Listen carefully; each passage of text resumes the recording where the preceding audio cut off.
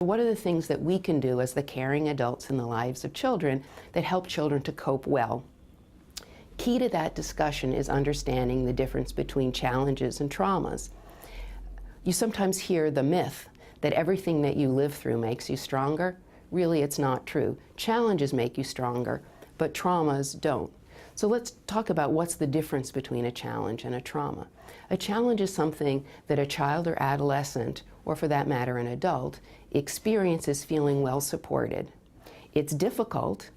Often there's no way to make the situation easy or perfect, but the experience happens in the setting of feeling well supported, that someone's paying attention to you, helping you to figure out what are the things that can be changed a little bit, altered, so that things are just a little bit better.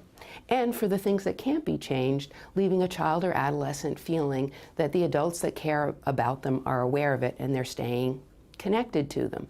A trauma, by comparison, is an experience where one feels isolated and alone, sometimes ignored, sometimes abandoned, but really feels left alone to manage something that is really, really difficult, and really left to feel quite isolated and alone in that process.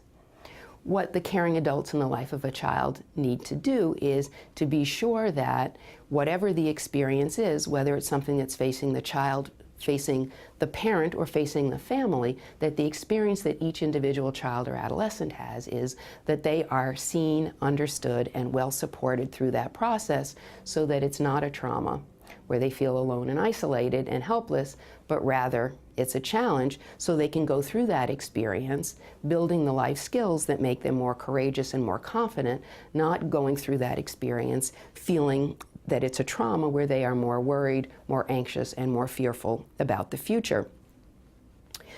When we talk about resiliency, we have to always remember that resiliency isn't something that sits in a child. Resiliency is the responsibility of the community.